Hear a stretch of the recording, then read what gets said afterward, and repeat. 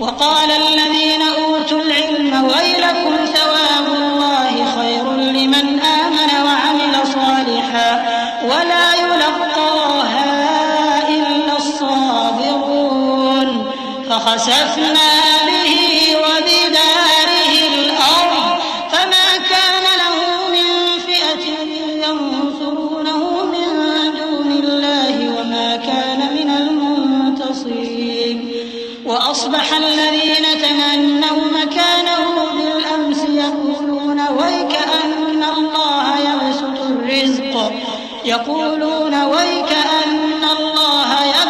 الرزق لمن يشاء من عباده ويقدر لولا أمن الله علينا لخسف بنا ويكأنه لا يفلح الكافرون.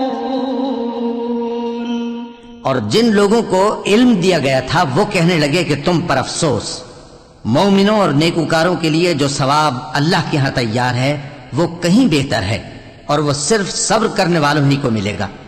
پس ہم نے قارون کو اور اس کی حویلی کو زمین میں دھنسا دیا تو اللہ کے سوا کوئی جماعت اس کی مددگار نہ ہو سکی اور نہ وہ بدلہ لے سکا.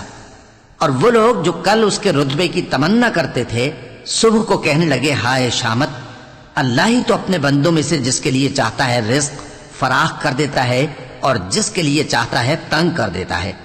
اگر اللہ ہم پر احسان نہ کرتا تو ہمیں بھی دھسا دیتا. ہائے خرابی، کافر کامیاب نہیں ہوتے. تلك الدار الآخرة نجعلها للذين لا يريدون علوا في الأرض ولا فسادا والعاقبة للمتقين. من جاء بالحسنة فله خير منها ومن جاء بالسيئة فلا يجزى الذين عملوا السيئات إلا ما كانوا يعملون. إن الذي فرض عليك القرآن لرادك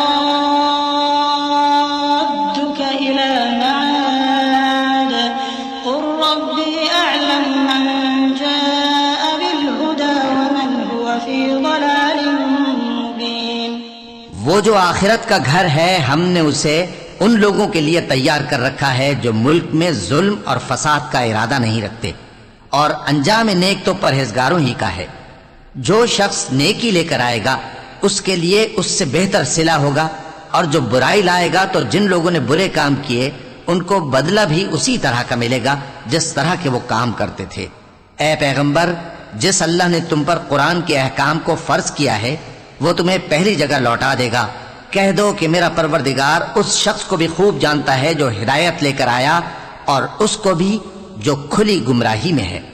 وما كنت ترجو أن يلقى إليك الكتاب إلا رحمة من ربك فلا تكونن ظهيرا للكافرين ولا يصدنك عن آيات الله بعد إذ أنزلت إليك وادع إلى ربك ولا تكونن من المشركين ولا تدع مع الله إلها آخر لا إله إلا هو كل شيء هالك إلا وجهه له الحكم وإليه ترجعون. اور اے نبی، تمہیں امید نہ تھی کہ تم پر یہ کتاب نازل کی جائے گی مگر تمہارے پروردگار کی مہربانی سے نازل ہوئی، سو تم ہرگز کافروں کے مددگار نہ ہونا. اور وہ تمہیں اللہ کی آیتوں کی تبلیغ سے بعد اس کے کہ وہ تم پر نازل ہو چکی ہیں روک نہ دیں، اور اپنے پروردگار کو پکارتے رہو اور مشرکوں میں سے ہرگز نہ ہو جانا، اور اللہ کے ساتھ کسی اور کو معبود سمجھ کر نہ پکارنا.